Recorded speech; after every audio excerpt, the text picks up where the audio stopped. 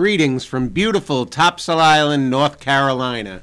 I am very sorry for the technical difficulties you were experiencing there, but we're finally live on the air. Hopefully you stuck around and it'll be worth your while. We are returning to some more normal weather here this weekend, where it will be sunny and in the 60s. Great weather to get out of the house and do something outdoors for once, now that football is done. I'd like to get down to business. I want to welcome you to our second Financial News You Can Use weekly TV program, hosted by yours truly, Wayne Isaksen. Each week we'll report on a variety of economic events taking place in the United States as well as the world. These events are generally not reported in the mainstream media. We will also bring on a guest each week who will be involved in some way with the local economy or with the quality of life of the residents and visitors of the area. This week we are proud to welcome Miss Angela Batchelor of Century 21 Sweyer and Associates. Neal Whittington has a bunch of interesting questions for Angela, and I am sure we will gain a better insight into our local real estate market. I'd like to get started with this week's financial news we could use.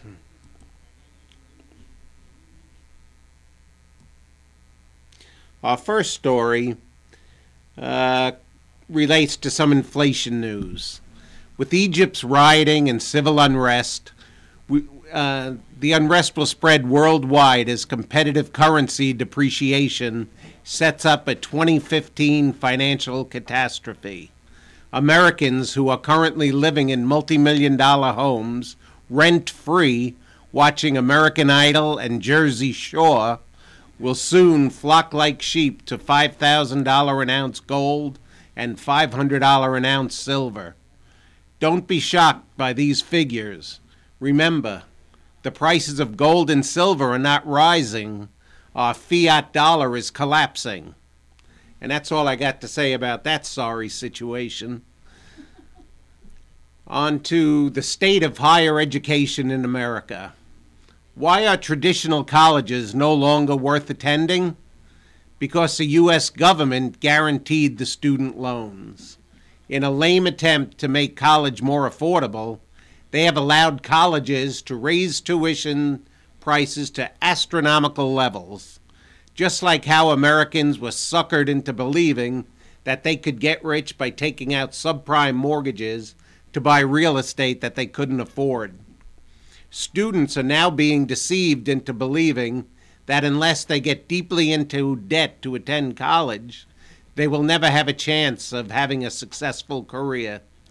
Parents today should talk to their kids about their career choices.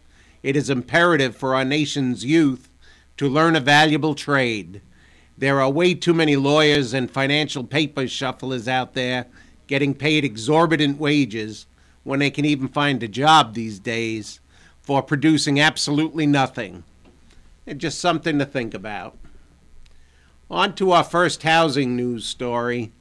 Housing prices dropped 30% already from their 2006 peak and 2.6% during the last 3 months alone, nationwide, pushing more borrowers underwater, according to a quarterly real estate report survey from Zillow.com. Now, 28% of homeowners with mortgages owe more than their homes are worth. That's up from 23.2% a quarter earlier. That will surely lead to higher foreclosure rates very soon. That's because being underwater is second only to unaffordable payments leading to foreclosure, according to Zillow's chief economist, Stan Humphreys. Additionally, the report found that more than 1/3 of all homes were sold at a loss in December.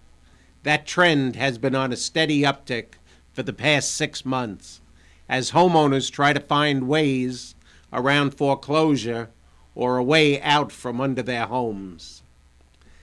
And now I'd like to tell you about a shocking credit card story I've heard. Well, it was nice while it lasted. One of the really good things that came out of the recent economic downturn was that millions of American families decided to get out of debt. In particular, we had a sustained trend of reduced credit card usage in the United States. It looked like Americans had finally wised up, but we should have known that Americans would not be willing to tighten their belts forever. Unfortunately, it appears that getting out of debt is no longer trendy. In fact, the month of December was the third month in a row in which consumer credit grew in the United States. Prior to that, consumer credit in the United States had declined for 20 straight months. The American people were doing so good. Why did they have to stop? It appears that the American people have fallen off the wagon and have gotten a taste for credit debt once again. This time, however, the credit card companies are back with interest rates that are higher than ever. In fact, one national credit card company has hundreds of thousands of customers signed up for a card that charges rates of, get this, 59.9%, a new record. It's just sickening. Can you say sheeple? And I have one more housing story. Since we have a real estate guest on the show today, I thought I would add one more story concerning the real estate market.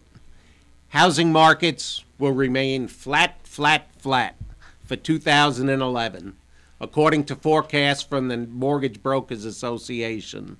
The organization, which represents more than 80% of the nation's mortgage business, predicts that overall home prices will inch down 0.1% during the year. Sales of existing homes will fall 1% to an adjusted 4.82 million, and new home sales will rise 10% to 358,000. The MBA attributes the sales decline mostly to a slow economic recovery and high unemployment. Until hiring picks up, the market will continue to struggle. The MBA has also reduced its forecast due to recent credit liability issues affecting banks. We will hear from Angela later in the show on the forecast for our area. Now for a few memorable quotes I came across while I was compiling this report. Here's an interesting quote from Ludwig von Mises. There is no means of avoiding a financial collapse of a boom brought on by credit expansion. In other words, QE2. The alternative is only whether the crisis would come sooner as a result of voluntary abandonment of further credit expansion, or later as a final and total catastrophe of the currency system involved. I guess by now we know what road our government has taken. A second quote is from Niall Ferguson of Harvard University.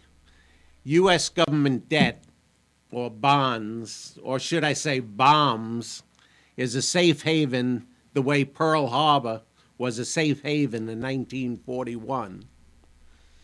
And my last quote is from Milton Friedman. If you put the federal government in charge of the Sahara Desert, in 5 years, there'd be a shortage of sand. Well, that's a wrap of the financial news you can use. Let's take a short break, and we will return with Neal introducing our guest.